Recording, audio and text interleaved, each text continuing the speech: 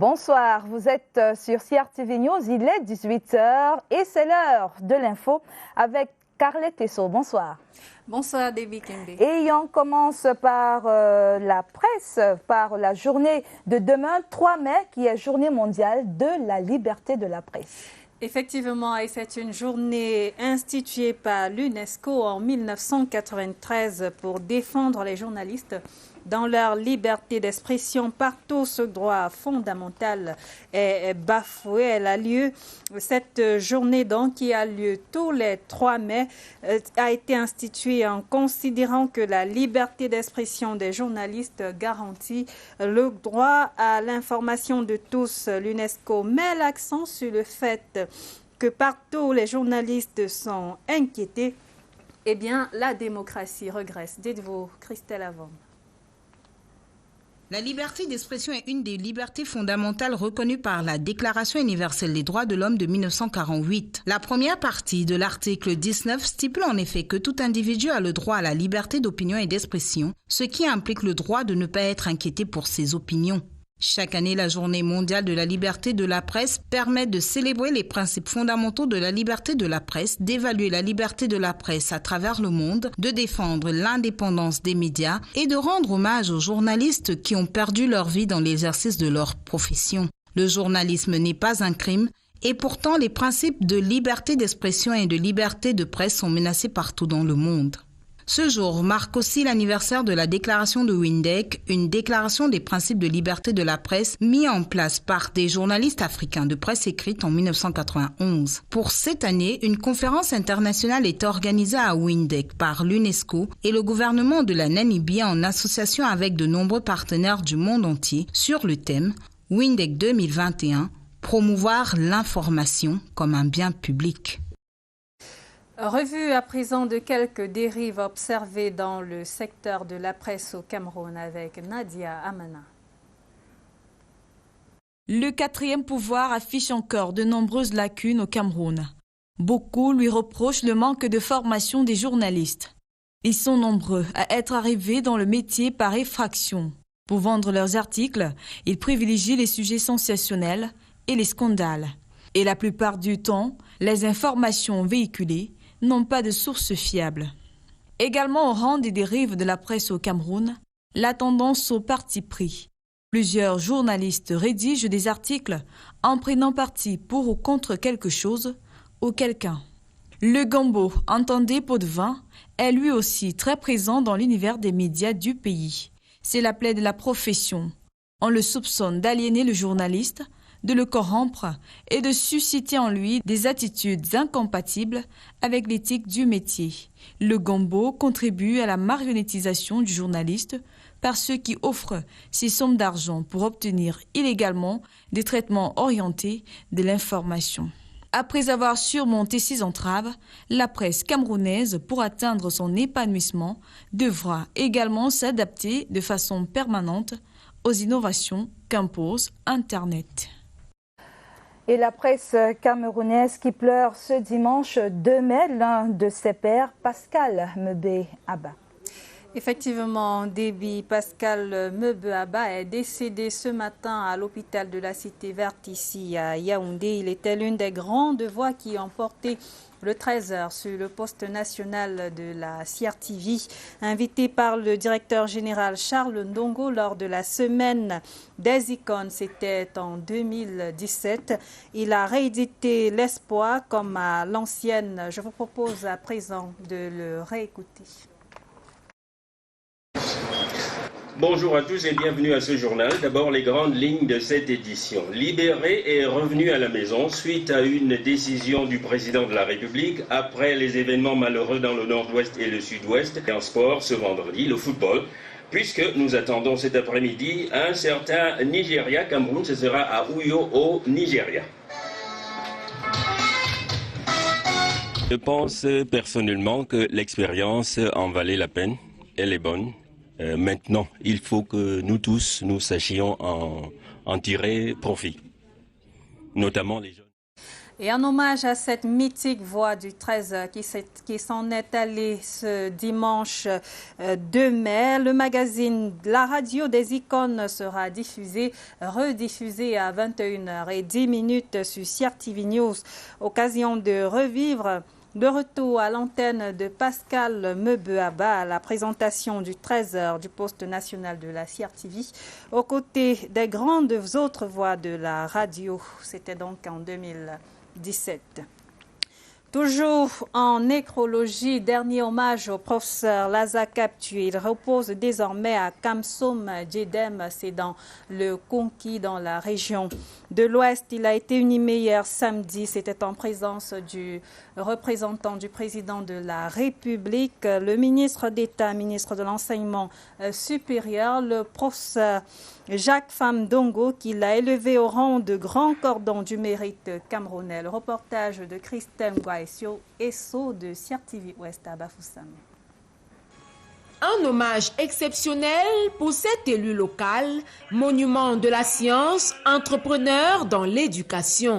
Il a été honoré à sa juste valeur par le président de la République, représenté par le ministre d'État, le professeur Jacques Famdongo. Le président de la République, son Excellence Paul Biya, a tenu à honorer un grand savant, théoricien du savoir savant, mais aussi un homme pratique qui a été multidimensionnel. Il a été un grand militant du RDPC, le parti au pouvoir. Cette reconnaissance est aussi celle de sa famille biologique et de la famille de l'Université des Montagnes. Il est présenté comme celui qui a fait couler le lait et le miel du savoir scientifique.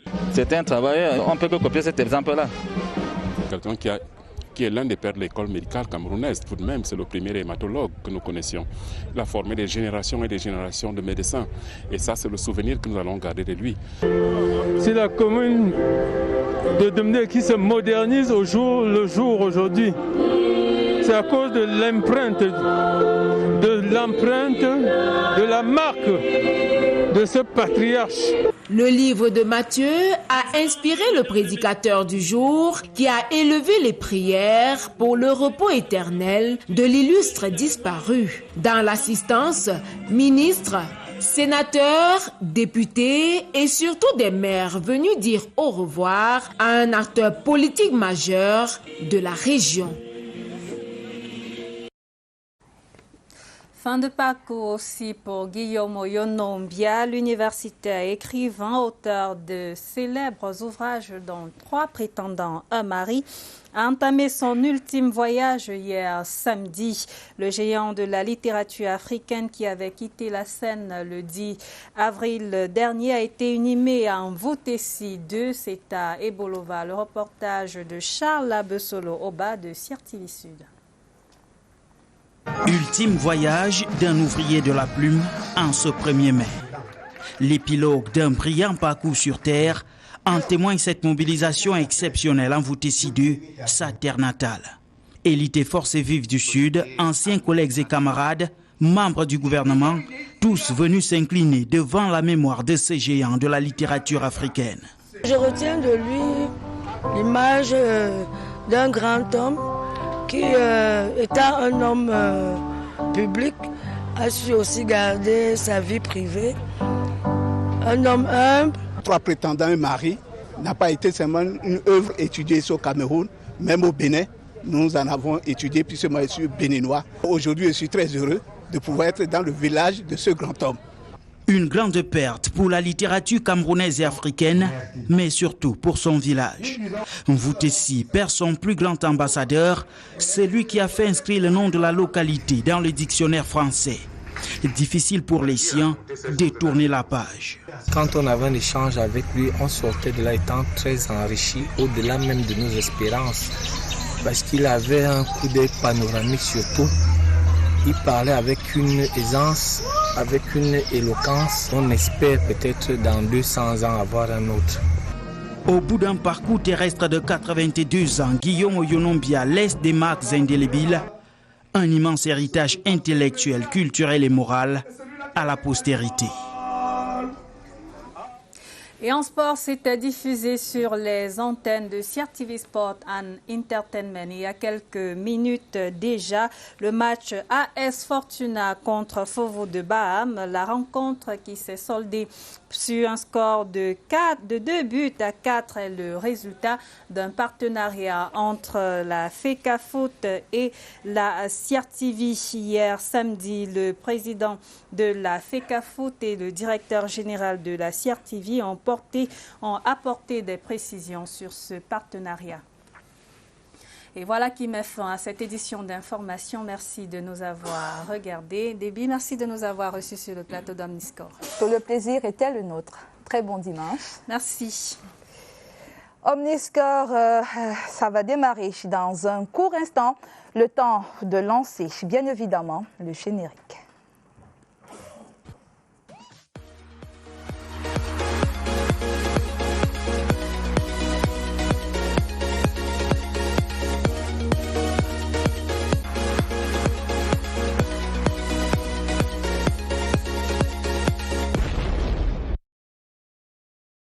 Salut à tous, bienvenue sur CRTV News, Omniscore, première édition du mois de mai.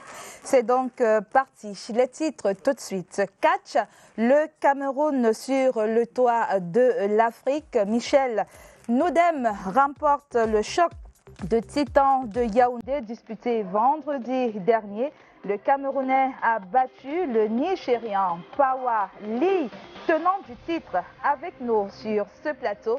Le champion du catch.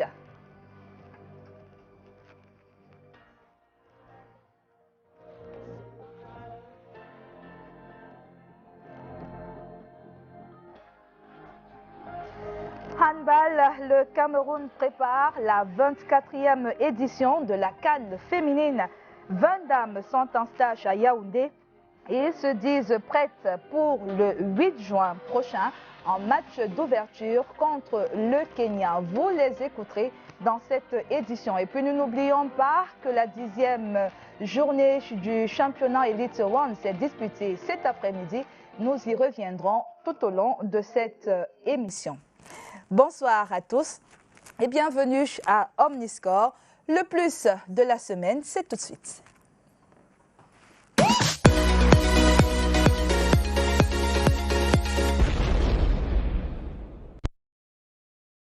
En plus de la semaine, nous vous le disions il y a quelques instants que les catcheurs ou le catcheur champion d'Afrique est avec nous, champion d'Afrique poids lourd, mais il n'est pas venu tout seul. À ses côtés, nous aurons également le champion d'Afrique mi-lourd, parce qu'il faut dire qu'il y a le champion d'Afrique poids lourd et le champion d'Afrique mi-lourd. Et les deux invités du catch sont des frères. Vous les voyez en image avec leur belle ceinture qu'ils arborent tous les deux.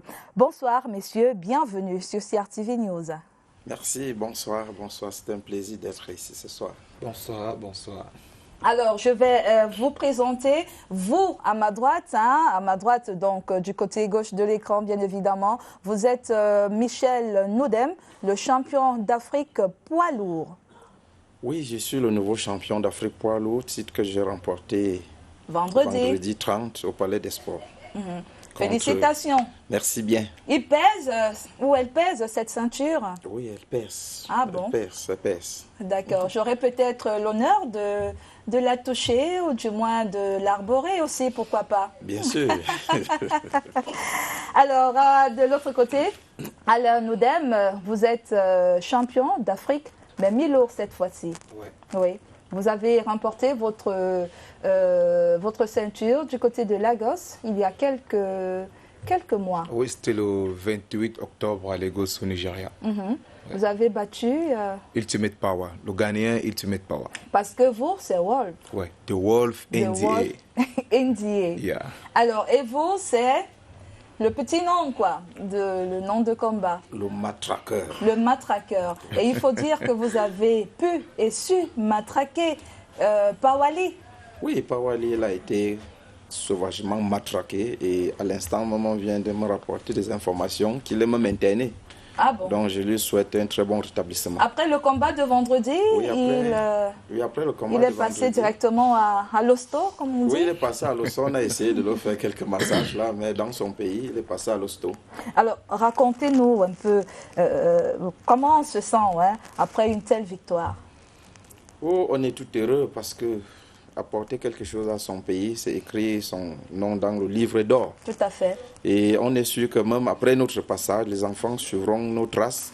C'est ce qui peut le plus, n'est-ce pas, me donner la joie d'avoir combattu et donner corps et âme pour que cette ceinture, elle reste pour porter le nom du champion d'Afrique. Et être fier aussi de représenter l'Afrique. Oui. Parce qu'il faut dire que cette ceinture vous ouvre d'autres portes, notamment... Ah oui, notamment au championnat du monde. L'Afrique sera représentée par 3 places. Ça veut dire que poids lourd, mi-lourd et super lourd. Mais sur ces 3 places-là, le Cameroun déjà remporte déjà 2 places. C'est déjà une très grande victoire. Oui. Nous allons continuer à travailler. Si nous avons la chance, l'année prochaine, nous pouvons, pourquoi pas, rafler toutes les places et aller représenter le Cameroun et l'Afrique tout entière. Alors, racontez-nous cette folle soirée de vendredi. C'est une soirée vraiment que il y avait tellement d'électricité dans l'air. Oui. Parce qu'au moment où nous entrons au palais de sport, on s'est dit, devant mon public, vaincre ou mourir. Si je meurs dans le ring, je serai mort au moins pour une bonne cause. Arme à la main. Oui. Je serai mort en défendant le drapeau. Oui, le vert rouge jaune, le 237, comme on dit. Oui. Et le vert rouge jaune, c'est la raison de chaque Camerounais. Oui. Même quand je suis à l'extérieur et que j'arrive à faire chanter, lever le drapeau du Cameroun, je sens tellement une fierté que je n'ai pas de mots pour l'expliquer. Il y a toujours une chair de poule qui vous envahit. Qui vous envahit. Que vous puissiez faire lever le drapeau de votre pays, il n'y a rien de plus beau. Donc je peux dire que vendredi, pour moi, qui s'est passé dernièrement... Alors, est-ce qu'en montant sur ce ring-là, vous aviez peur, il y avait une certaine pression? Parce qu'il faut quand même rappeler que c'était contre le champion en titre.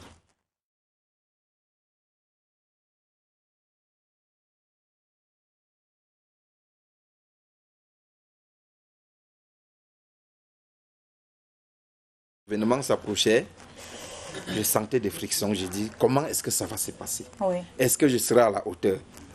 C'est-à-dire, on se pose tellement de questions que, à un moment donné, vous vous rendez compte que vous vous couchez à 22 h, mais vous voyez, il est déjà 3 h du matin. Vous n'arrivez pas à dormir. Le temps passait... Le temps passe, vous réfléchissez. Pas très vite pour vous. Oui, vraiment, le temps passait très vite. Maintenant, je peux dire, je suis apaisé de porter cette ceinture, de savoir que ce soir, je me suis distingué et que c'est moi le meilleur. C'est vous le meilleur. Parce que Pawali, il vous avait aussi rossé au match, si on peut le dire comme ça, au match aller. Oui, au match aller, il a pris le dessus, malgré que j'avais le combat à ma portée, j'ai dominé et tout jusqu'à la fin.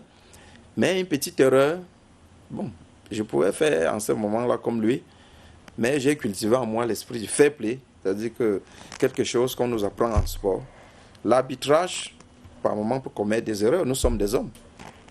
Nous n'allons pas faire toute une scène, c'est ce que j'ai vu là-bas. Quand vous dites comme lui, ça veut dire que contester aussi, oui, refuser contester. Quand on a perdu, la défaite. Quand on a perdu, la première chose, on regarde sur tous les paramètres. Est-ce que l'arbitrage a fait ceci? Est-ce que Mais bon, on peut parfois accuser l'arbitrage. Mais le règlement dit que quand vous êtes immobilisé au sol, dans les 3 secondes qui suivent, quand l'arbitre compte 1, 2, 3, si vous n'avez pas dégagé, vous perdez le combat. Et effectivement, il n'avait pas pu il n'avait pas les moyens, parce que les taux que j'ai mis à ces messieurs... C'était quoi cet taux? Comment vous avez appelé? C'était quel secret? Parce que je l'ai mis un étranglement couché. Étranglement couché. C'est-à-dire que je ne lui donne pas l'occasion de se battre. Oui. Je le fais 3 fois, mais d'autres fois... À chaque fois, il revenait. D'autres fois, là, on se retrouvait sur les cordes. Dès que vous êtes sur les cordes, l'arbitre doit automatiquement... Sinon, le combat devait être un combat bref. Ça devait s'arrêter depuis. Parce qu'à chaque fois, je sentais que j'étais dans lui. Mais les cordes, on arrête. C'est des Vous suites. recommencez. On recommence. D'accord. Et aujourd'hui, vous dites qu'il n'est pas encore remis, hein, il ne s'est pas encore remis de cette défaite, du moins de ce combat. Non, ça a été rude. Oui, ça a été très rude des deux côtés. Parce que lui-même qui venait, il me connaît très bien et j'ai fait beaucoup de régimes. Parce que ce combat, je ne voudrais pas, pour rien au monde, comprendre qu'il y a quelque chose qui m'aurait gêné dans les rings. J'étais préparé à tous les niveaux à remporter cette ceinture et à représenter l'Afrique, à représenter tout le continent. Ce n'est pas donné.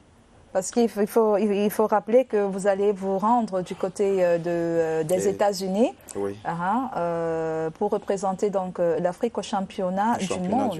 Oui. Nous avons été invités et c'est ça qui faisait encore beaucoup d'enjeux. Est-ce que vous êtes entier ou bien vous-même vous avez encore des courbatures, des chocs C'est vrai, ça va prendre même 2 semaines. J'ai des courbatures, bras, au niveau des jambes, au niveau de...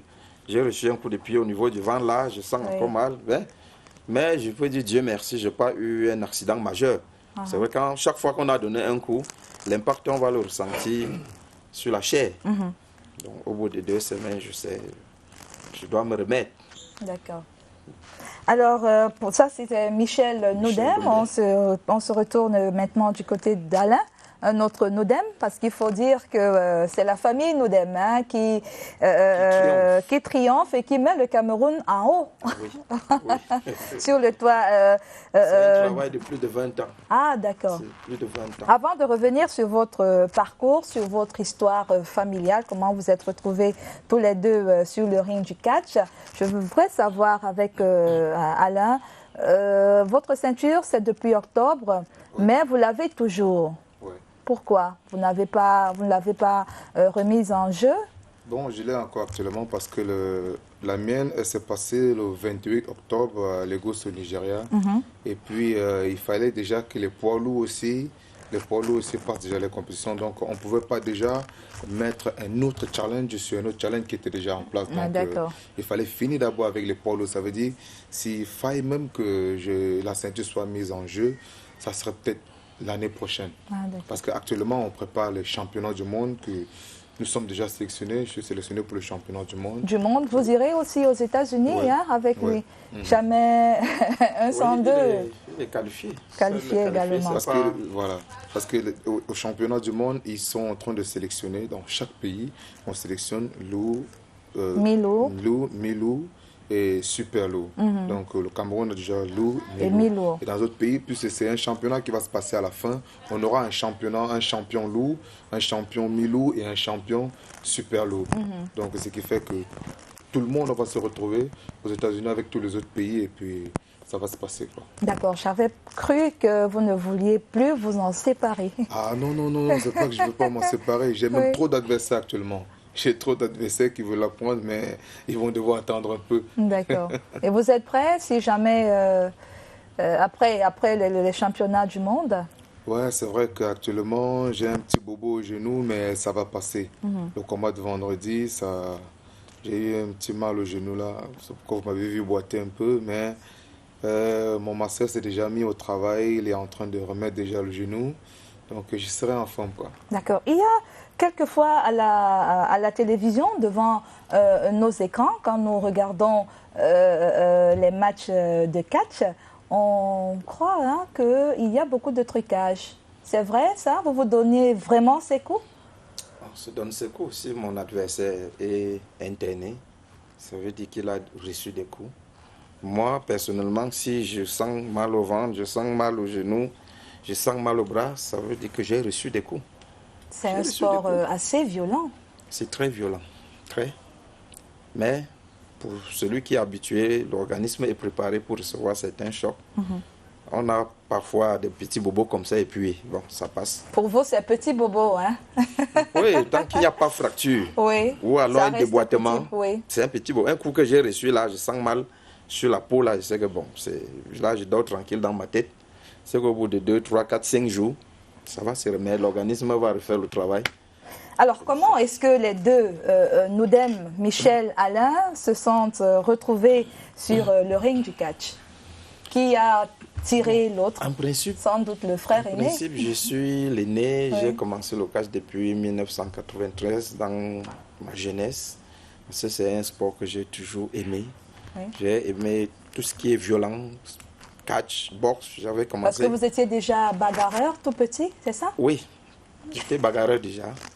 Je suis allé en boxe au camp militaire là, à Yaoundé, mais j'étais encore tout mince là. Moi, mon poids là ne m'intéressait pas. C'est là où j'ai viré en catch. Et puis, bon, avec le temps, j'ai tiré mes deux petits frères, son aîné, celui qui est devant lui, il est champion du Cameroun, mais il a arrêté. Il a arrêté. À un moment donné, mais lui, il a persévéré. Et c'est comme ça qu'aujourd'hui, Dieu merci, nous avons des fruits. Dans la vie sociale, est-ce qu'on a peur de vous, au quartier par exemple, dans votre cité? On se dit, ah voilà un Oudem qui arrive ou qui passe, il faut faire attention? Bon, en fait, les gens n'ont pas peur de nous parce qu'on n'est pas violent en dehors du ring. La violence, c'est dans le ring, c'est pour un but précis.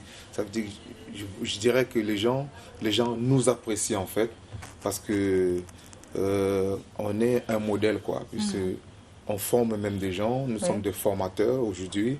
Donc, il y a des gens qui voudront même être aujourd'hui comme nous, qui voudront faire ce sport que nous faisons. Donc, au quartier, quand on passe, les gens nous apprécient en fait. C'est pas qu'ils ont peur de nous. On n'est pas. Ils vous respectent. Voilà, ils nous respectent. On n'est pas des barbares, quoi. Oui, ils vous respectent. Donc, on est des sportifs. C'est par exemple, quand vous allez demander à Ngadou, si quelqu'un le voit, il va fuir. Non, attends. Tout le monde veut être un modèle de tout le monde. Oui. Voilà. J'étais dans la rue aujourd'hui. Je suis allé faire quelques courses. Ben, c'est tout le monde qui voulait faire des photos avec moi. Attends, voilà The Wall, voilà The Wall, voilà The Wall. Vous voyez donc. C'est un sport. Et ça, c'est une fierté pour vous-même et aussi pour vos enfants, j'imagine. Hein? Bien sûr. Il y en a qui veulent suivre les traces de papa? Bien sûr. Si vous étiez au Palais des Sports vendredi passé, mon dernier fils qui a 5 ans, j'ai acheté sa ceinture de catch parce que lui, il aime déjà beaucoup le catch. Alors, dès que j'ai gagné, il est entré dans le ring avec sa ceinture de catch. Oui. Pour dire que non, il est champion. Ah, c'est lui le champion. Oui. Et là, il va grandir déjà avec ça dans lui. Et je suis sûr que même si je ne suis pas là demain, soit il fera le catch, ou alors il pourra faire notre combat. Bref, quelque chose qui va permettre qu'on le voie à tout moment, qu'on le voie sur scène. D'accord. Vous êtes fier de lui? Je suis très fier de lui. Je suis fier. Parce que chaque parent voudrait laisser une marque venant de lui. Dire, j'ai fait telle chose qu'à tel niveau, mon fils peut prendre la continuité. Donc, c'est une fierté. D'accord. Vous avez votre ceinture comme ça, pas à longueur de journée, comme ceci. Là, présentement, c'est parce que nous sommes sur le plateau. Mais est-ce qu'on vous reconnaît sans votre ceinture, dans la rue, comme ça? Rares sont ceux qui vous reconnaissent, non? Bon, déjà, je voudrais vous signaler ici, je suis quelqu'un à double Quand je dis vous, hein, oui, c'est tous les deux, en fait. Voilà. Oui. Quand je vous l'ai dit, je suis quelqu'un à double casquette. Je suis acteur de cinéma d'abord, et puis je suis catcheur et musicien aussi en même temps. Donc, ça veut dire, plein de gens me connaissent. Quoi, vous êtes artiste. Oui, mais pas vous. Oh, j'ai fait aussi un peu dans le cinéma. J'ai eu à tourner quelques films. Quand vous êtes déjà sportif de haut niveau, on vous sollicite que vous le vouliez ou pas, vous êtes sollicité. Parce que votre image est déjà connue. Et les acteurs, les professionnels en cinéma ou en musique ont besoin parfois de ces personnages-là. Ça veut dire que votre sport vous nourrit? Vous en êtes fier ou bien c'est que vous n'êtes pas pris aussi en considération que les footballeurs, par exemple? Cette question, je dis que ça nous nourrit au Cameroun. Vraiment, cette question s'inscrit en faux. Si je le dis, c'est que je suis en train de tromper tous les Camerounais. En faisant le sport, nous le faisons par amour. Mais on a nos petites activités qu'on mène pour vivre au quotidien. Parce que s'il fallait faire du sport, non, on ne pouvait pas aller très loin. La famine seulement va te demander stop, il faut arrêter. Et justement, on dit que les catcheurs, ce sont des gros mangeurs. C'est vrai ça? Oui, déjà parce qu'on brûle trop de calories. On brûle trop de calories. Déjà, l'entraînement du catch, c'est même plus que le combat en fait. Parce que tu vas te retrouver en train de répéter un même exercice presque toute la soirée.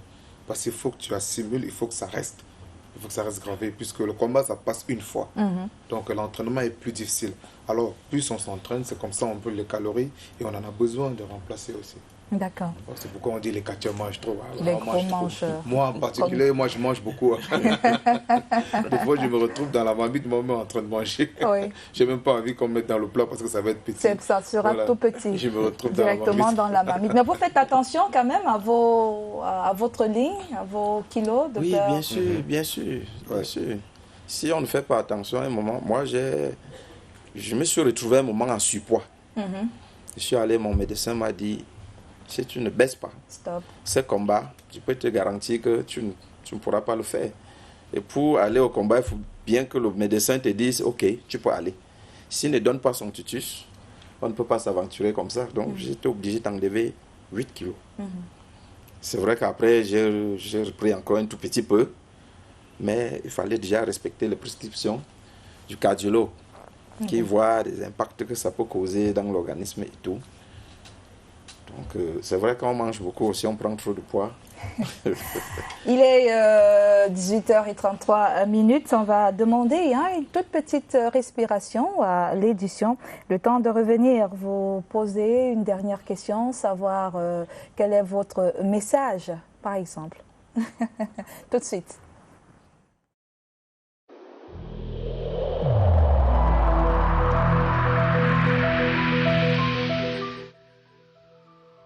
Malgré nos efforts, le Covid-19 a endeuillé de nombreuses familles et provoqué de graves difficultés dans le fonctionnement de notre économie et de notre société.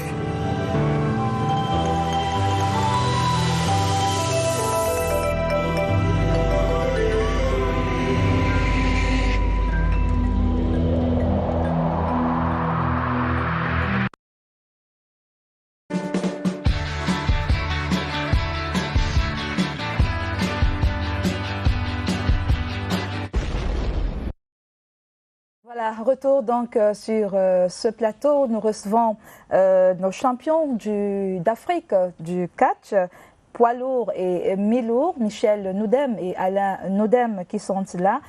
S'il fallait aujourd'hui passer un message, peut-être par rapport à votre ceinture, peut-être les jeunes qui veulent faire comme vous, est-ce que vous pourriez dire à un jeune, lance-toi dans le catch, ça va marcher? Oui, c'est que je peux dire aux jeunes, parce qu'il y a beaucoup qui s'aventurent, mais qui ne vont pas jusqu'au bout. Mais tout ce que je peux les dire, la réussite ne demande que le travail et la volonté.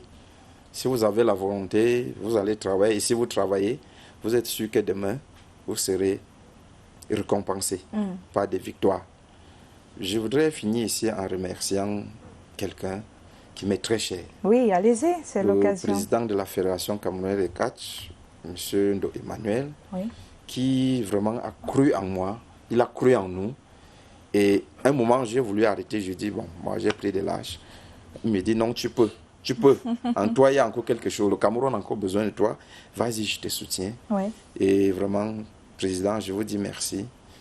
Merci pour tous ces encouragements. Et pour ces challenges qui s'est passé, je voudrais remercier aussi le ministère des Sports et de l'Éducation physique, le gouvernement camerounais, parce que s'il ne nous avait pas apporté, c'est-à-dire que son coup de pouce, je ne pense pas que nous aurions réussi cet événement. L'appui que l'État nous a apporté a été un appui vraiment très important. C'est ça, chaque fois quand j'imaginais que le franc symbolique, l'argent du contribuable camerounais, qui a permis qu'on puisse organiser ce combat, je me battrais pour que tous ces Camerounais, la personne ne soit déçue. Et Dieu merci, mes prières ont été exaucées. Et je dis encore vraiment un grand merci à tout le peuple camerounais qui m'ont toujours accompagné. J'aurais dû vous dire peut-être que votre caméra, c'est celle d'en face. Pour que le message passe, il faudrait regarder celle d'en face. Oui, je dis à tous les Camerounais qui m'ont toujours accompagné, parce que dans le sport, il y a des moments où on perd l'espoir. On n'a plus envie d'aller. Mais autour de vous, il y a des gens qui vous disent, non, ça va passer, ça va aller. Et vraiment, je vous dis merci. Aujourd'hui, voilà la récompense. S'il arrivait que je prenne ma retraite aujourd'hui, j'aurais inscrit mon nom dans le livre d'or. Et beaucoup d'enfants vont s'inspirer de tout le travail que je fais depuis plus de 20 ans. D'accord. Parce qu'en principe, aujourd'hui, je forme les jeunes, je suis entraîneur national. Donc, en dehors de ce que moi-même, je leur montre dans le ring, maintenant, vous pouvez parler très fort, hein, parce oui. que oui. un peu plus fort qu'avant. Oui. Parce que là, vraiment, vous êtes un mentor pour ces jeunes. Donc, le conseil que je donne aux enfants, ils me voient moi-même à l'œuvre. À l'œuvre, oui. J'ai dit, j'ai encore quelque chose à donner. Alors, suivez-moi, je ne peux pas vous montrer une voix qui ne porte pas. Qui ne porte pas. Cette voix, elle porte. Et nous allons continuer à nous battre pour que demain, le catch devienne un sport roi. D'accord. Parce que nous savons que nous avons les moyens. Il suffit que le travail que les médias font, qu'ils continuent à faire ce travail sans relâche. D'accord. Parce que seuls les médias peuvent décider que demain tout le monde se retourne au catch. C'est le 4e pouvoir. C'est le 4e pouvoir. En nous présentant comme ça chaque jour, les gens vont dire, mais tiens. Et une fois qu'on va s'intéresser, ça deviendra Soyez-en rassurés. Nous vous offrirons toujours nos portes à la CRTV. Alain, Nodem, vous avez également un autre point à ajouter? Bon, ouais, comme ça, comme l'a dit... comme l'a dit le grand frère. Le grand frère tout à l'heure. Déjà, je voudrais comme ça remercier le président de la fédération, le capitaine Do Emmanuel, parce que nous étions au Nigeria ensemble quand je suis allé défendre ce titre. À un moment, je l'avais vu, il était très stressé. Il venait dans ma chambre, il me regarde là, il dit, mais est-ce que tu es prêt, champion, tu es prêt? J'ai dit, président, il faut vous calmer, ça va aller. Et puis dans le ring, je ne sais pas, par hasard, nos regards se sont croisés. J'ai vu, puisque mon adversaire faisait 108 kilos, pendant que moi je fais 90 kilos. Donc, et il utilisait beaucoup de souplesse, frappé, souplesse arrière, catalange et tout. Mais ce qui m'a fait le vaincre, c'est parce que j'avais le carburant, comme on dit. Ouais. J'avais les poumons. Vous aviez des tripes. Ouais, voilà. À un moment, j'ai regardé mon président étant dans le ring. Il était assis, il était un peu comme ça. Là, ça m'a donné encore plus fort. J'ai dit dans mon cœur, président, vous ne seriez pas déçu. Alors, je suis parti à fond et puis j'ai gagné ce combat. Vous avez lâché votre crinière. Voilà, et mon cri de loup, quoi. Oui. Donc, je veux comme ça dire merci au président et aussi remercier un de mes potes, un ami, qui nous a permis d'avoir un stage vraiment pendant tout ce temps. Il s'appelle Marcel, le président du club, le propriétaire du club Énergie Fitness, qui nous a vraiment donné beaucoup de soutien pour qu'on puisse faire un stage professionnel du début jusqu'à la fin. Et aussi comme ça, remercier aussi mon nouveau promoteur qui s'appelle William, champion sport. Voilà. C'est comme ça. Merci pour la pub. Hein? Voilà, vous savez, c'est quelqu'un qui me suit depuis. Et il s'est finalement déclaré, il a dit, The Wolf, je suis avec toi, je suis à fond avec toi. Après le mal de genou que j'ai eu directement, il a envoyé un médecin, il a dit, vous prenez soin de The Wolf jusqu'à ce que son genou va être terminé. Donc, comme ça, je voudrais dire merci à William. Et aussi remercier tous mes fans qui étaient là, tous ceux-là qui se sont déplacés de Douala, mes frères qui sont quittés un peu de partout, qui sont venus assister au combat, vivre cet événement. Donc, je voudrais comme ça leur dire merci. Et comme ça, tous ceux qui voudront faire du catch, qui ont envie d'être comme The Wolf, d'être comme Nodem Michel, d'être comme Buffalo, d'être comme Kirikou, d'être comme l'animal, d'être comme le matraqueur, d'être comme Black Tiger, tout cela. Vous pouvez faire du catch, vous pouvez nous suivre. Et comme ça, je voudrais aussi demander au gouvernement, déjà dire merci à la fédération, au ministère des Sports qui nous soutient. Et une fois de plus, je voudrais leur tendre la main, qu'ils nous soutiennent encore plus. Vous avez beaucoup de temps parce que... Nous voudrons vivre de notre sport. D'accord. Moi, je suis ce genre de personne qui n'a pas envie de vivre hors du Cameroun. Ça, c'est moi. Je voudrais pas, au Camer. Voilà, je ne voudrais pas aller vivre, passer tout mon temps ailleurs. Je voudrais représenter le 237. Je voudrais faire rayonner le drapeau du Cameroun. Donc, j'ai promis aux Camerounais, j'irai prendre cette ceinture du champion du monde de catch WWE. Et je la ramènerai au Cameroun et je vivrai au Cameroun. Donc, je voudrais comme ça que l'État du Cameroun se penche un petit peu plus sur le catch camerounais et qu'il nous donne vraiment la force, tous les moyens que nous pouvons vivre de ce sport. J'ai envie de vivre du catch. D'accord. C'est jusqu'en 2023. Vous avez encore beaucoup de temps, un peu plus d'1 an avant les championnats du monde. Donc, on aura le temps de vous suivre, de voir comment est-ce que vous préparez ces championnats du monde qui vont avoir lieu aux États-Unis d'Amérique. Merci d'être passé. Je vais prendre grand soin de toucher à vos ceintures après ce plateau parce que présentement, nous allons changer un peu le décor pour parler du football. Oui, comme vous le savez, la 10e journée de l'Elite One s'est disputée cet après-midi ici à Yaoundé. 2 matchs avec en match phare le match AS Fortuna et Fovo de Baham. Les temps forts de cette rencontre et puis nous allons prendre tout de suite après nos invités pour en débattre. À tout de suite. They thank the gods. Highlights of the first match, of the first half of the match, with the curtain raiser. Le premier but qui porte la signature de Gabon Dombo. Dombo comes to the long kick of the ball inside. Heads go higher, sir. An opportunity for...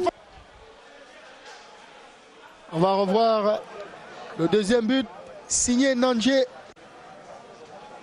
Du bout de la godasse, il a propulsé le cuir au fond des filets. Le portier Minko était battu sur ce coup.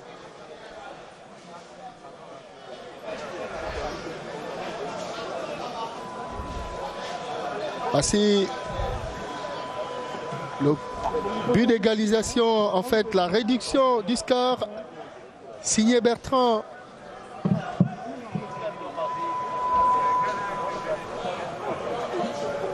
La frappe elle était magnifique. Ibrahima Daouda n'y a vu que du feu. 2-1 au terme des 45 premières minutes. Et voici le troisième but qui porte la signature de Victor Mengue, qui a corrigé une erreur du portier Minko.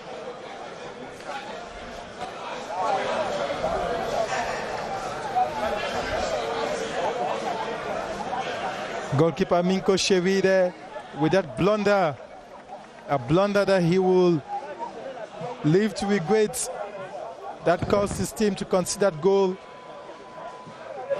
And they came in with their second goal this afternoon that came to reignite a possibility of them equalizing, but unfortunately it was just a mere opportunity to believe that they could equalize, but not a possibility.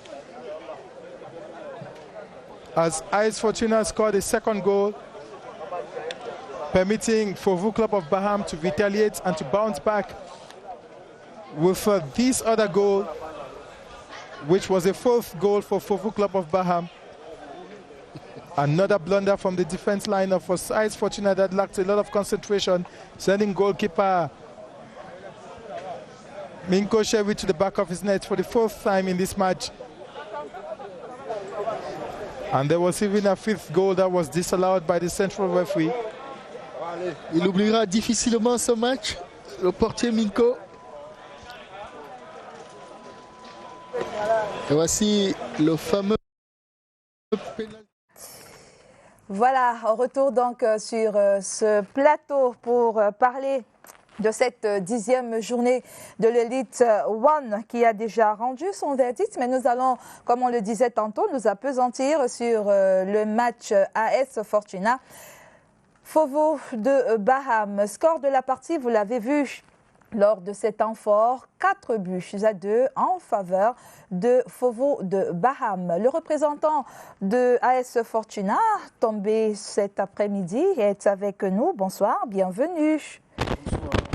J'y ai pas cru jusqu'à la dernière seconde parce que c'est pas évident de venir parler à chaud de sa défaite. Ne pas venir.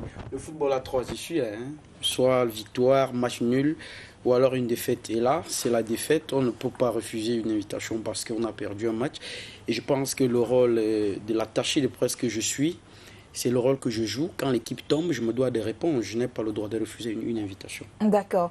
Alors, qu'est-ce qui s'est passé pour AS Fortuna cet après-midi, tombé comme ça, 4 buts? C'est le gardien qui n'était pas sur son jour, ou alors la défense. Qu'est-ce qui s'est passé? Qu'est-ce que vous vous êtes dit juste après le coup de sifflet final?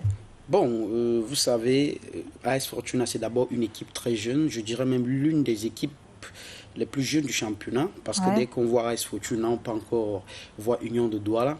Aujourd'hui, cet après-midi, on a eu ce problème peut-être de jeunesse, parce que lorsque vous regardez la défense de l'AS Fortuna, était composée des jeunes. Parce que Ndongo, Zakari, qui est le doyen de cette défense, était suspendu. Et le coach Prosper Ndidi, que je respecte beaucoup parce que c'est un grand homme, il a pris une décision d'aligner, de faire confiance à la jeunesse. Et aujourd'hui, il a voulu changer un tout petit peu parce que, à suivre les commentaires, les commentaires, bien évidemment, on nous rappelait sans cesse que AS Fortuna était invaincu depuis plusieurs journées. Ouais, c'est vrai, on était invaincus, il faut le dire. Et peut-être il faut revenir depuis la saison passée. Nous sommes à 12 matchs sans défaite et nous sommes à 14 mois sans défaite. Aujourd'hui, si on est tombé, ça peut arriver à toutes les équipes. On ne va pas jeter la pierre sur le coach ou alors sur les joueurs sur le terrain. C'est arrivé, il faut dire que Fofou a bien préparé le match, peut-être par rapport à nous. Ou alors, ils ont pris plus au sérieux dès la première seconde du match. Et le score est... Vous étiez encore sur vos grands chevaux? Bon, connaissant les joueurs de Fortuna, comme j'ai l'habitude de discuter avec eux, l'idée n'était pas parce qu'ils sont leaders et qu'ils vont gagner le match. Ils sont partis parce qu'ils avaient l'adversaire devant eux et il fallait jouer le match. Bon, c'est l'issue du match, il fallait s'y attendre, soit une défaite, soit une victoire ou alors un match nul. D'accord. On aurait voulu avoir une défaite cet après-midi, mais une victoire cet après-midi autant pour moi, mais les dieux du football ont décidé autrement. D'accord. Peut-être que Kizito Ilundur, qui est avec nous, va nous donner une autre lecture du match. Vous étiez dans les gradins, vous avez suivi de bout en bout cette rencontre. Vous, en tant qu'expert football, qu'est-ce que vous avez vu cet après-midi lors de cette rencontre? Alors, disons, il faut préciser déjà que je consultais avec... Oui, à la radio, CRTV Poste National. Avec vos collègues. Il faut dire une chose, il faut partir sur le plan physiologique. Oui. Fortuna fait partie des équipes les plus jeunes de ce championnat. Et donc, il faut comprendre qu'il y a des semaines de régénération. Et donc, à un moment donné, quand les jeunes ont trop donné, il y a le facteur dynamique qui s'impose dans la récupération. Ça veut dire qu'il y a des thérapies qui s'imposent et qui veulent qu'à un moment donné, le corps a besoin de se refaire. Donc, il ne faut pas... Mais c'est le même nombre de matchs que les autres, non? Oui, mais sauf que... Est-ce qu'ils ont donné plus que les autres? C'est la 10e journée pour tout le monde. Justement, parce que quand vous êtes leader, vous avez plus donné que les autres. Ah, d'accord. Ils ont plus de victoires et pour gagner un match, il faut donner le maximum. Pour que vous puissiez vaincre l'adversaire, il faut l'amener au déséquilibre physiologique. Donc, et s'ils n'ont pas des hommes capables de pouvoir avoir un bon baromètre au niveau de la dérive cardiaque, donc au niveau de la récupération, ça devient compliqué. Moi, je peux même dire que Fortuna, ils doivent juste relativiser que des tragédies parce que c'est une équipe d'avenir. C'est une équipe qui démontre à soi qu'elle a des arguments à faire valoir dans notre championnat. Et donc, aujourd'hui, c'est un incident de parcours. C'est comme ça que moi, je qualifie ça. Et vous verrez même que pendant... c'est une équipe qui joue en 4-3-3. Et quand vous jouez en 4-3-3, il faut savoir que vous allez énormément donner. Vous devez mettre la pression là où vous avez perdu le ballon. Et donc, tous les côtés se rabattent pour pouvoir refermer le milieu de terrain. Ils étaient face à un adversaire cet après-midi qui jouait en 4-2-3-1. Donc, avec un fixateur, Victor Mengue, qui était un baroudeur, et maintenant qui ouvre les couloirs Donc les Clois viennent sortir les ballons dans le dos des adversaires pour prendre la défense de court. C'est pour ça que quand vous regardez bien et quand vous connaissez bien le jeu de cette jeune équipe de Fortuna, vous comprenez bien que les défenseurs étaient un peu émoussés. Et donc, lorsque le milieu de terrain a accepté d'être en position de poursuite, et là, ils ont... Justement, parce que dans vos analyses, même au poste national cet après-midi, nous vous avons entendu dire que AS Fortuna s'est lancé dans un style de jeu dont il n'était pas habitué. Non, c'est l'adversaire qui a poussé. AS Fortuna a changé sa tactique. Vous savez, c'est un langage technico-tactique entre les deux bandes, dans les deux bandes de touche. Oui, sur les bandes de touche, voilà. Les deux se connaissaient. Et il faut préciser que Olivier Nankam, qui est le chef d'orchestre sur le banc de touche de Fauveau, qui était un promotionnaire à moi, nous sommes de la même promotion de la ACAF, et qui par ailleurs a été l'enseignant des Prosper Dédi. Alors le maître a dépassé l'élève. Oui, on peut dire, mais l'élève est appelé à dépasser le maître. Tout à fait, c'est ce qu'on dit. L'élève n'a pas démérité, il a démontré. Étant donné qu'au moment où il est arrivé là, il était devant le maître dans le classement. Oui. Donc en fait, c'est pour dire que dans le langage technico-tactique, chacun exploite les failles de l'autre. Donc ça a été juste un jour sans.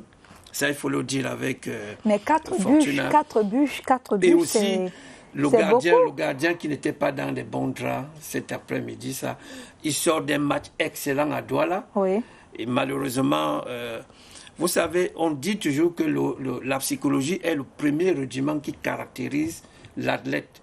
Donc, si un garçon, peut-être en ce moment, au moins il entre au stade, il y a quelque chose qui est passé dans sa tête, ça peut arriver, parce qu'il y a 2 buts quand même qui peuvent être considérés comme des cadeaux. Comme si c'était... Peut-être c'était un cadeau de fête de travail, on ne sait jamais. Mais il faut considérer simplement que ça a été un faux pas. Mais bravo à Fauveau, parce que qui a démontré que c'est une équipe très mature, avec des hommes d'expérience, avec un chef d'orchestre quand même qui fait dans la diversion tactique. Mais son élève l'a bien suivi. Il a essayé de le contrer, mais c'est arrivé. Il n'a pas pu faire mieux. Il n'a pas pu parier aujourd'hui. 4-2. Je crois que c'est les téléspectateurs qui ont été enrichis.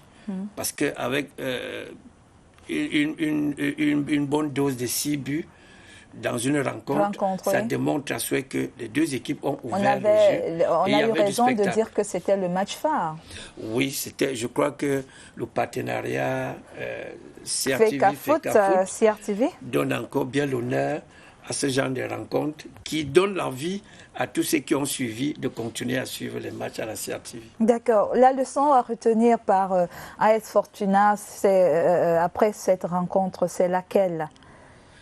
Bon, on va dire la leçon. C'est vrai que c'est encore difficile à avaler, hein, cette pilule. 1, 2, 3, 4. 4 buts, c'est pas rien. La leçon à retenir cet après-midi, c'est qu'on ne doit pas baisser les bras parce qu'on a perdu un match, on doit avancer. Vous perdez le match, vous perdez le fauteuil de leader du groupe A? Peut-être, ouais, on perd le fauteuil du leader du groupe A, mais il faut dire que tout va encore se jouer. Parce que il reste une dernière journée avant la fin de la phase aller. Ouais. Et je pense que, connaissant les garçons, ils vont se concerter parce que, je vais vous dire, l'AS Fortuna, comme beaucoup l'ont dit, que c'est une surprise dans ce championnat cette saison. Bon, je vais peut-être accorder ça, mais il faut dire que le président Noah Roger a une politique dans l'AS Fortuna depuis 2010, c'est faire évoluer les jeunes. Dans l'équipe de l'AS Fortuna, on a toujours retrouvé des jeunes et aujourd'hui, ces jeunes-là sont en train de démontrer le travail de fond qui est fait. Alors je pense que l'objectif de ces garçons, c'est d'aller en Coupe africaine. Et je pense que l'objectif sera atteint. Et il faut juste continuer à travailler. Je sais qu'ils vont continuer à travailler parce que après le match, ils se sont concertés avec le doyen Zachary Ndongo qui est venu. Il a dit c'est pas la fin du monde. On a perdu. Tout le monde perd un match. On ne s'arrête pas. On est projeté au match du week-end prochain. On rentre à la maison de travail. Donc, le week-end prochain, vous serez à Bamboutos contre Bamboutos de Mbouda. Oui. C'est un match difficile hein, quand on connaît qui est Bamboutos à la maison. C'est un match difficile, mais comme... ça peut faire une défaite successive. Non, bon... je ne vous le souhaite pas. Je pense pas, parce que nous sommes... Je ne vous le souhaite pas, pour la petite histoire... Allez gagner dans les Bamboutos. Pour la petite histoire, lorsqu'on partait jouer PWD, on a gagné Eding 2-0, on est parti à Bamenda, tout le monde disait AS Fortuna va prendre une raclée. Nous sommes arrivés, nous sommes rentrés avec 1 point. Lorsque nous sommes partis à Melon, c'était pas facile, c'était très compliqué. Nous sommes rentrés de Melon avec 3 points, pourtant tout le monde s'y attendait, une défaite de l'AS Fortuna. Nous sommes allés dernièrement à Douala, je vous dis, nous sommes arrivés, personne n'y croyait à la victoire de l'AS Fortuna. Encore plus, 2-0. J'étais encore en tribune lorsque le président Franck Happy, il a lancé un défi, il a dit, l'AS Fortuna menait 1-0, mais il a carrément dit, si vous gagnez ici, j'achète une voiture à l'AS Fortuna. Mais je suis rentré au vestiaire, j'étais scandalisé, j'avais même peur, je me suis dit, quelles sont ces déclarations? Nous, on mène 1-0 et il dit que si on gagne le match, il achète une voiture à l'AS Fortuna. Je suis arrivé au vestiaire. Parce qu'il était sûr que les autres allaient revenir. Oui, je suis arrivé au vestiaire, j'ai fait une blague au gars. Alors, si on gagne le match, on rentre avec une voiture. Et Dieu merci, quand on est revenu de là, les gars ont pris la grosse tête, ils ont dit ok, on va rentrer avec cette voiture. Et c'est comme ça qu'ils ont mis le 2e but. Donc, à la Bamboutos... Et vous êtes rentré avec cette voiture? Non, on attend toujours. Peut-être c'est au niveau de la Camille Toyota. Bon, à la Bamboutos la semaine prochaine, l'objectif c'est de revenir avec 3 points. Avec 3 points. Oui. Donc, je pense que les garçons à ce moment... Alors, dans votre poule, les matchs de cet après-midi, il y a Yafoot qui a été battu aussi à la maison par Avion Djunkam, 1-2. Njiko FC et Bamboutos ont fait jeu égal. 1 but partout. Dragon est venu à bout de l'Union de Douala, 1-0. PWD également a remporté son match par le plus petit des scores, 1-0. Et puis, comme vous le savez, dans la poule B, c'est Coton Sport qui a pris le dessus sur New Stars. Alors, on reste sur la poule A d'abord. Oui. C'est vrai que je voulais préciser que les 2 leaders ont... Les 2 leaders ont gagné. Ont perdu. Ont perdu, oui, autant pour moi. New Stars, oui. Et moi, je voulais convoquer ici un peu Joseph Mercier qui parlait dans son intitulé au Carrefour des méthodes, pour dire à AS Fortuna que quand on sort d'une défaite, il faut faire la bonne thérapie. C'est-à-dire, il y a 3 récupérations à mettre en vigueur. Premièrement, la récupération nerveuse, parce qu'on a cherché des solutions sans les trouver. Donc, on a été... la tête a été trop commandée. La deuxième chose, c'est l'aération du cœur, parce que le cœur a battu la chamac, parce que quand on court sans ballon, on se retrouve forcément complètement essoré. Et la troisième chose, c'est la régénération du foie, parce que les calories sont logées dans le foie. Donc, il faudrait aller chercher dans la réserve pour pouvoir... À partir de là, il faut que les garçons oublient ce match-là et qu'ils se remettent dans un nouvel élan pour pouvoir aborder, aller à Bouddha, dans les Bamboutos. Ça, je dois vous avertir que ça ne sera pas du tout On va revenir là-dessus. Et puis, je parlais encore avec l'entraîneur de Bamboutos après le match, qui m'a dit au téléphone, c'est bien comme Nanka m'a donné Lola, parce que cette équipe n'avait pas encore été battue. Donc, vous allez là-bas croiser quand même le tronc. Je reviens à vous tout de suite. Le temps de l'info, il est donc 19h. Et nous célébrons demain la journée mondiale de la presse. Bonsoir déjà, JR Nana. Bonsoir et bonsoir bien sûr à vos invités. Alors, je vous introduis en anglais, c'est peut-être mieux. World Press Freedom Day will be celebrated tomorrow, May 3rd.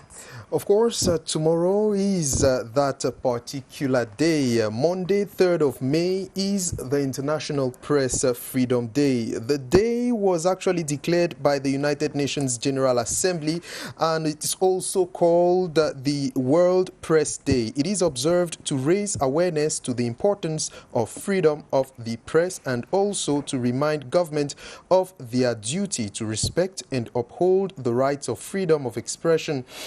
It is enshrined in Article 19 of the 1948 Universal Declaration of Human Rights. Worth noting that this day equally is the anniversary of the Windhoek Declaration, a statement of free press principles put together by African newspaper journalists in Windhoek in 1991. Just to tell you this, Debbie, one of the prominent pioneer voices of the 1 p.m. news on national radio is no more. Sadly enough, this actually coincides within the period when we are celebrating the World Press Freedom Day. He passed on this morning at the Cité Verte Hospital in Yaoundé. The journalist is being remembered not only as a prominent voice on the 1 p.m. French newscast on radio, but also as a mentor and an inspiration to many young journalists. In honor of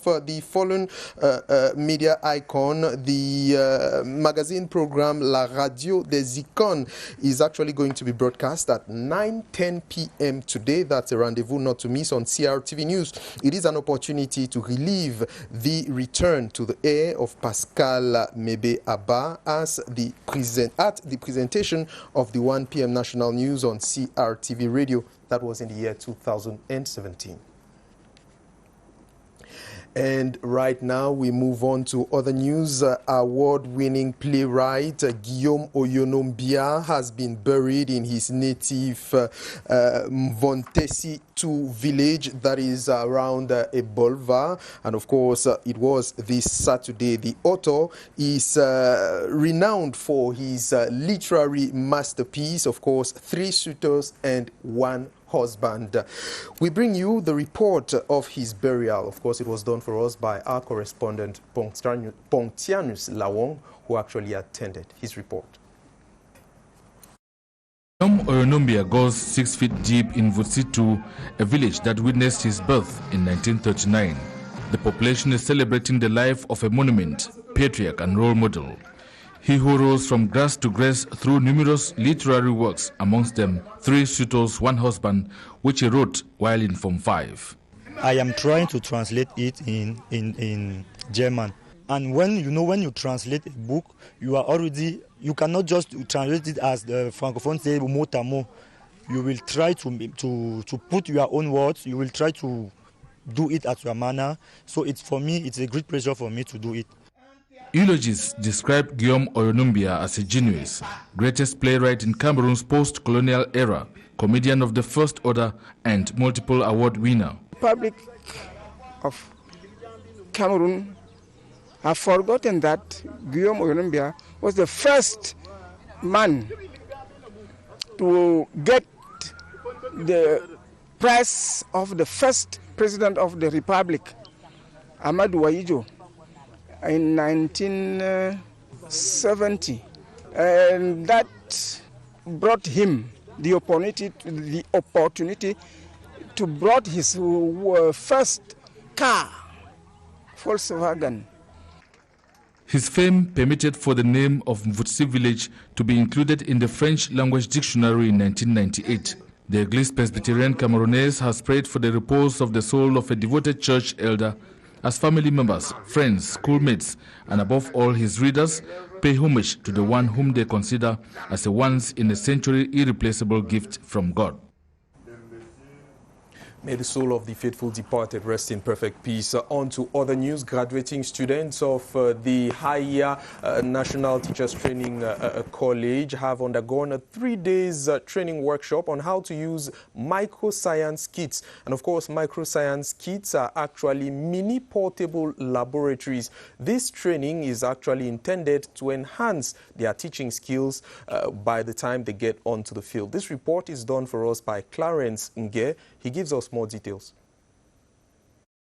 Like before, some science students, after their theoretical lessons, were discouraged because the practical phase wasn't available. Thanks to the Center of Excellence in Microscience in partnership with UNESCO, the situation is not the same. This is proof of a workshop.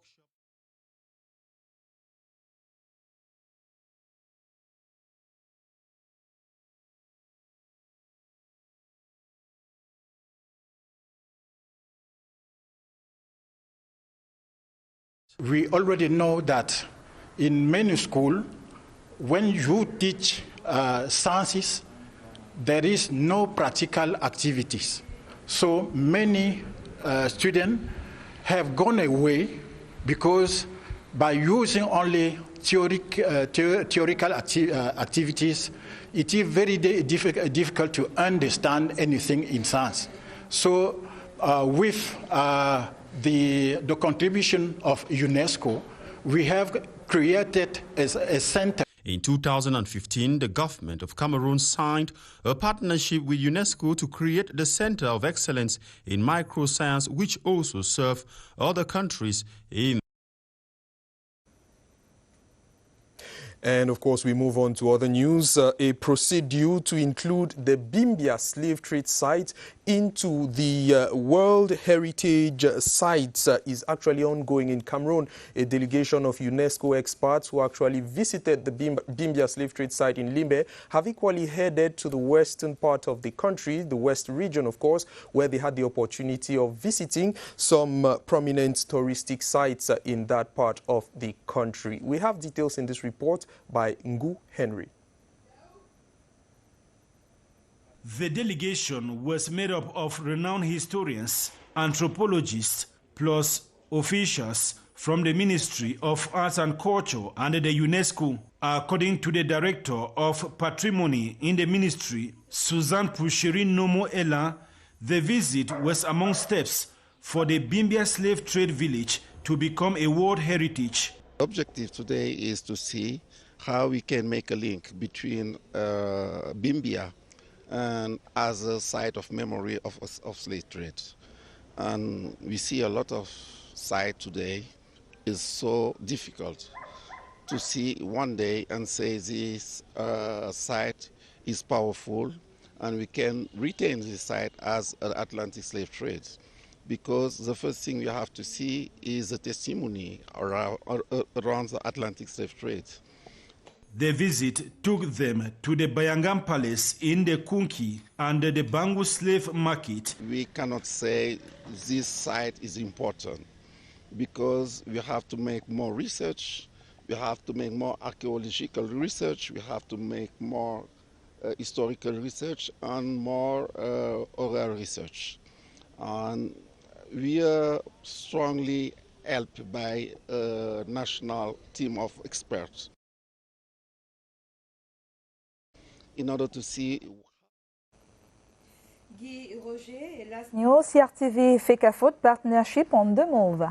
Of course, CRTV FECAFOOT partnership is actually on the move. The second phase of the Elite 1 and 2 football championship kicked off this Sunday and all along the national territory. Just to tell you that the FECAFOOT CRTV duo is ready, and of course it is actually pursuing the promise to ensure that all games of the Elite 1 and Elite 2 are broadcast on the national television, and of course CRTV Sports take a pride of place in these matches that will actually be broadcast all through match days. We had interesting games today. For those of you who had the honor and the privilege of watching the interesting games, that is just a promise of even more interesting matches to be coming your way. On that note, Debbie, we come to the end.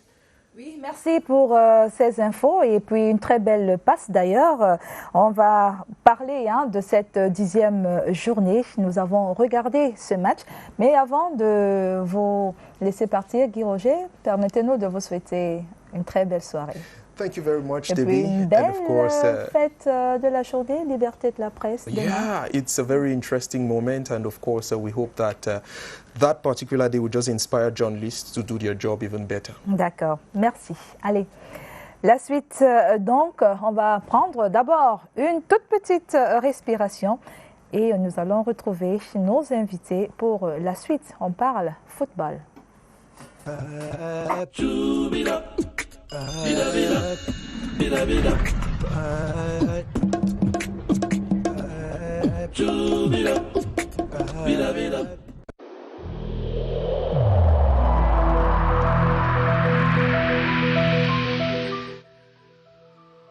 Malgré nos efforts, le Covid-19 a endeuillé de nombreuses familles et provoqué de graves difficultés dans le fonctionnement de notre économie et de notre société.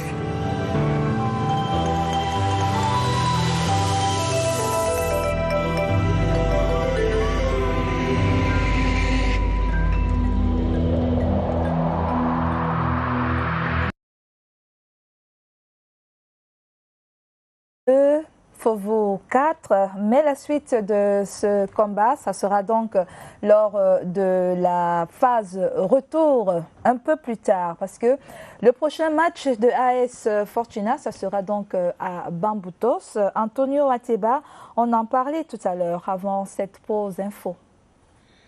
Le prochain match c'est à Bamboutos et nous y sommes déjà. Je sais que, parce qu'il faut le dire... Vous avez retenu les leçons du moins, on a retenu pas des leçons, mais des conseils. Les conseils de Kizito. Je pense que c'est le coach qui est mieux placé, mieux placé pour porter le message. Le message va être porté à qui de droit. Et je pense que, connaissant l'homme, il va mettre en pratique les conseils de Guy Roger. Bon, parlant du match de Bamboutos déjà, il faut le dire, l'AS Fortuna peut aujourd'hui, quelque part, on ne souhaitait pas la défaite, mais ça fait quelque part un peu du bien. Parce qu'à un moment donné, il faut que les garçons comprennent qu'on peut perdre un match. Et lorsqu'on est leader, tout peut arriver à tout moment. C'est d'ailleurs après une défaite qu'on peut comprendre si oui ou non, on est mentalement prêt. Justement, et je puisse vous dire que le combat à Bamboutos, ça ne sera pas facile. Et aujourd'hui, on a perdu. Bamboutos doit s'y attendre à un match très difficile. Parce que les gars vont se jeter. Ils ne doivent pas perdre la première place. C'est ce qui est dit. C'est ce qui s'est dit après le match. Les gars, on a perdu aujourd'hui. On ne doit pas perdre la première place. Il faut aller reprendre cette première place à Bamboutos, autant pour moi. Donc, et ils y sont déjà projetés. Ça ne sera pas facile. Ça ne sera pas facile, mais Fortuna. Ça va se jouer. Parce que, je vous dis, à Melong, c'est encore plus compliqué. C'était très difficile. Est-ce que ça ne serait pas le cœur du chargé de communication qui parle Kizito. Le match AS Fortuna, Bamboutos de Mbouda, AS Fortuna, ça sera... un top match. Je pense qu'au fur et à mesure que le championnat monte, et c'est comme ça que les équipes avancent aussi dans le cadre de la puissance en réalité.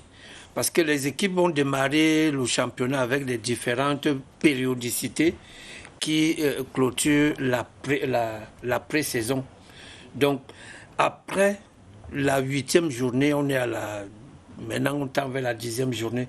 Donc, toutes les équipes sont en train désormais de monter en puissance. D'où peut-être le nombre de buts qu'on enregistre ces derniers temps. On a vu un match ce soir qui nous a quand même servi. 6 buts, ça veut dire que désormais, les équipes sont ouvertes. Chacun veut faire un résultat. Et moi, c'est que Encore que ça passe à la CRTV. Mon conseil va toujours à l'endroit de Fortuna pour leur dire il ne faut pas toujours mettre trop de pression à ces jeunes. On peut perdre même si c'est en Bouddha. Ça peut arriver qu'on perde encore un match. Mais il ne faut pas trop mettre la pression. Parce que pour moi, le projet, quand je regarde l'équipe de Roger Noir, c'est un projet d'avenir.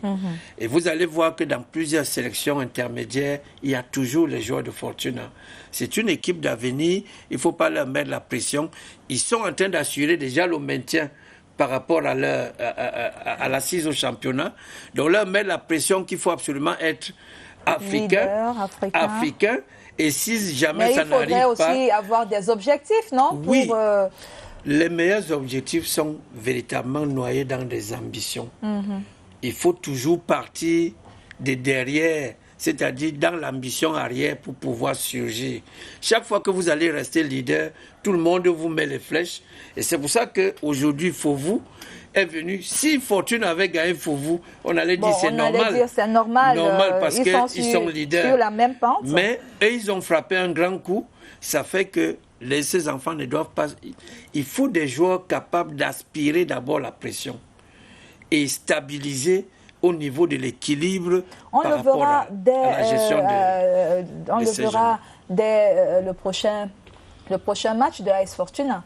Oui, on ne comprend pas si oui ou non. C'est le meilleur test. Oui. C'est le meilleur test. On va voir la réaction. Parce qu'en football, les meilleurs, c'est ceux qui savent se relever.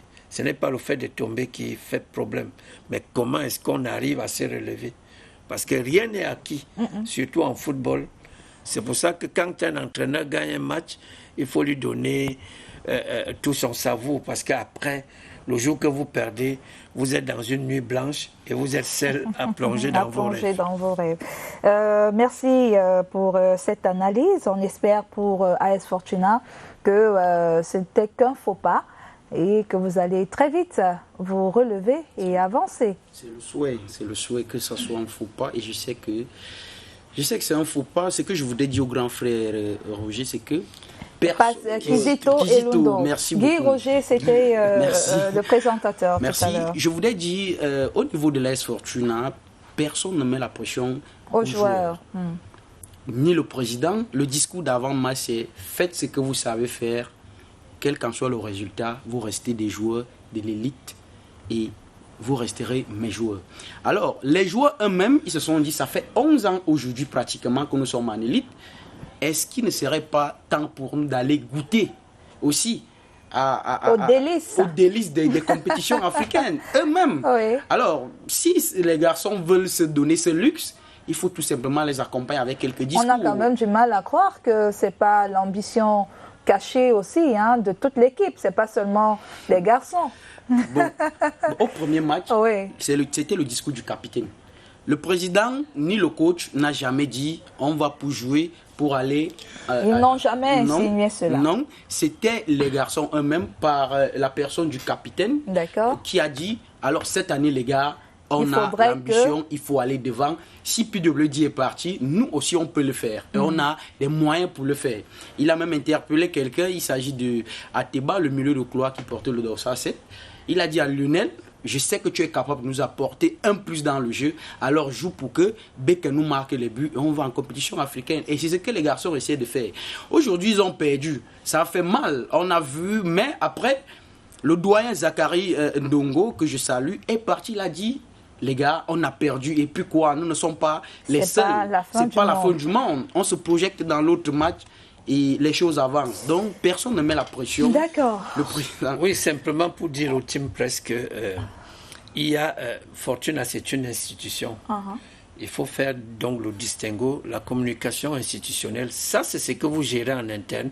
Parce que toutes ces équipes, je crois, une trentaine d'équipes à l'élite, que ce soit Elite 1 ou Elite 2, ont l'ambition de pouvoir goûter les délices au niveau africain. Mais vous gérez ça en interne et maintenant la communication au quotidien, gérez d'abord le maintien. Ce qui est bien, on est en train d'être à l'abri, d'être maintenu, de ne plus courir le risque de redescendre. Ça, c'est à vrai. partir de là, l'appétit venant en mangeant. D'accord. Ce qui est sûr, les ambitions seront... Merci. On va parler momentanément, on va faire un tour du côté de la tanière handball, où le Cameroun prépare la 24e édition de la CAN féminine. 20 dames sont donc en stage à Yaoundé et elles se disent prêtes pour le 8 juin prochain. Mais avant de les écouter, on va d'abord suivre le coach qui nous dit ce qu'ils font avant le jour J. Le jour, nous montons escalier après escalier dans le travail et nous sommes sereins.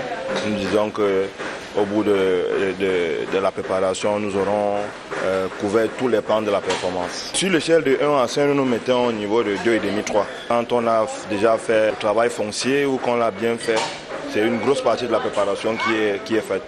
Maintenant, nous sommes en train d'affûter nos stratégies et d'améliorer nos qualités tactique collective. En entretenant les acquis, comme vous voyez les filles en salle là, on entretient les acquis de force déjà acquis dans les semaines précédentes. Nous essayons de rester en bulle et nous faisons tester régulièrement. Dans l'activité physique, ce n'est pas très conseillé de garder le masque. Vous savez, c'est un problème respiratoire. Mais quand nous sommes à l'hôtel ou quand nous sommes dans des autres endroits, nous essayons d'insister sur les mesures barrières. Oui, les mesures barrières sont respectées, tout comme les filles aussi respectent leur groupe, surtout celles qui viennent de l'extérieur. On les appelle bien sûr les professionnels. Elles nous ont donné un peu l'ambiance qui règne dans le groupe. Bonne. C'est vrai qu'avant d'être professionnels, nous avons été des joueuses locales et revenir retrouver nos camarades, surtout pour un stage aussi long, ça fait plaisir et on sait que nous avons le temps justement pour mettre des choses en place. La durée du stage nous permet vraiment de pouvoir encore profiler la cohésion. Notre rôle à chacune d'entre nous ici dans le groupe, c'est d'apporter un plus. Et le plus doit être vraiment positif pour pousser le groupe à aller vers l'avant. Pour nous, c'est vraiment de montrer qu'il faut donner toute la haine possible dans le travail, il faut se donner parce que justement si nous voulons aussi d'autres horizons, c'est pour apporter ce que nous avons appris là-bas, ce que nous avons comme potentiel et justement pour permettre au groupe de pouvoir donner un peu plus. C'est toujours un honneur et un plaisir d'être convoqué pour défendre les couleurs de son pays, donc forcément on est content, ça nous donne une certaine importance, une certaine autorité qu'on prend et fait avec humilité, la joie. Voilà, déjà la bonne humeur, mais aussi mes qualités premières qui sont une grosse défense et la puissance dans le jeu, notamment dans les tirs de loin. Voilà, elles vont donc affronter le Kenya en match d'ouverture. C'est le 8 juin prochain. Kizito Elundo, c'est vrai, vous êtes expert en football, mais le handball ne doit pas être moins à côté, non? Non, ça, je peux vous garantir que moi, je serai du rendez-vous. Il faut d'ailleurs préciser que toutes les révolutions tactiques d'ordre collectif, toutes les tactiques collectives ont été mises sur pied par François Beyer.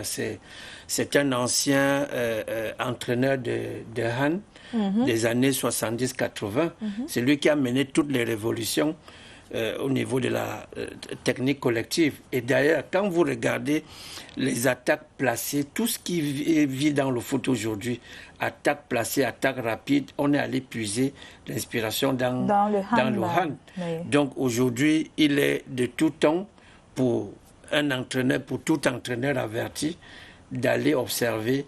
Je suis sûr que nous allons encore en tirer beaucoup de leçons par rapport à l'évolution du football, du sport en général, et du football en particulier. Du handball aussi, puisqu'on en oui, parle. Mais du handball, parce que nous irons déjà encourager d'abord les nôtres pour les pousser, pour les amener à la victoire. Et nous savons bien que c'est des jeunes. Ça sera la première compétition juste avant. Qui ont la capacité, elles ont la capacité. Et j'avoue que on espère seulement que les mesures barrières pourront baisser un peu pour que quelques spectateurs puissent avoir accès à encourager ces enfants qui ont tout le mérite, justement parce qu'il faut absolument le 12e homme pour pouvoir les pousser à la victoire. D'accord, on aura le temps d'en parler parce que la compétition, c'est encore dans un peu plus d'un mois. Donc, elles ont encore quelques semaines, 5 semaines. Et comme le vaccin est en train de prendre corps, on se dit que d'ici là, les mesures seront encore plus souples. Voilà, merci Kizito Elundo. Merci à vous aussi, Antonio Ateba, d'être passé sur notre plateau Omniscore. On espère que vous allez revenir très vite. Peut-être un mot sur ces filles qui vont disputer la 24e édition de la Coupe d'Afrique des Nations féminine de handball. Bon, tout ce qu'on peut leur souhaiter, c'est le meilleur. C'est le meilleur. On va essayer de suivre, comme je disais tout à l'heure. Donc, c'est vrai que nous sommes beaucoup plus penchés dans le foot, mais nous sommes journalistes sportifs, on doit tout suivre. C'est vrai qu'on a beaucoup plus mis l'accent au niveau du football parce que... C'est ce que décriaient tout à l'heure nos catcheurs. Ils sont champions d'Afrique, mais ça suit pas comme un footballeur. Bon, je sais pas. Vous savez, le foot est beaucoup plus médiatisé, que ce soit les rendez-vous, que ce soit dans les réseaux sociaux. Bon, nous autres journalistes sportifs, on aimerait bien suivre les autres sports. Mais parfois, c'est pas aussi médiatisé parce que, fortune à vous, tous les réseaux sociaux en parlaient. Vous voyez peut-être comme Lohan, comme ça. Oui, mais si les réseaux sociaux en parlent, c'est parce que le quatrième pouvoir y est pour quelque chose aussi, non? Bon, ça c'est vrai. Ça, c'est vrai, mais l'information, on a l'impression que l'information ne va pas aussi vite comme dans le foot. Parce que parfois, c'est après qu'on reçoit l'information, peut-être c'était hier. Comme aujourd'hui, c'est ici que moi je vais apprendre qu'il y aura une compétition africaine que les dames vont y participer. Bon, je vais... Vous êtes trop concentrés. Ils sont trop concentrés. Je suis trop concentré dans AS Fortuna. Bon. Merci en tout cas. On a été pour beaucoup cette fois. On vous a aidé, on vous a filé une autre info, donc on peut se prendre des petits galons, non? Merci. Merci d'être passé. Peut-être un dernier mot en 10 secondes. Bon, le dernier mot, je voudrais, je ne sais pas si je peux saluer quelques personnes. Je voudrais dire un bonsoir particulier au président Noah Roger qui abat un travail pour le football jeune au Cameroun parce qu'il faut regarder l'AS Fortuna. Je voudrais également dire un bonsoir particulier à mademoiselle Alexandra depuis Mbalmayo, sans oublier la grande famille. Alexandra, c'est un supporter, entre guillemets, AS Fortuna, je suppose, j'imagine. De toute façon, le message, il est passé. D'accord, un bonsoir à la grande famille Atiba qui me regarde en ce moment, sans oublier la population de Ngomdiap, que j'aime bien, que j'embrasse. Moi, je salue juste nos héros qui étaient ici. Oui. Les catcheurs, là. Les catcheurs. Ils sont là, c'est juste qu'ils ne sont pas sur le plateau, mais ils sont là. Qui portent toujours les le couleurs, vert ou jaune, les couleurs du pays. Salut à vous, vraiment, c'est aller de l'avant. Dans tous les cas, on vous supportera jusqu'au bout. Il s'agit de Michel Noudem et Alain Noudem. Voilà. Merci à vous, messieurs, d'être passés. Nous aurons le plaisir de vous accueillir encore sur ce plateau. À nos téléspectateurs également, nous disons merci et donnons rendez-vous très vite sur cette même chaîne, 18h pour Omniscore. Bonne soirée. Bye bye.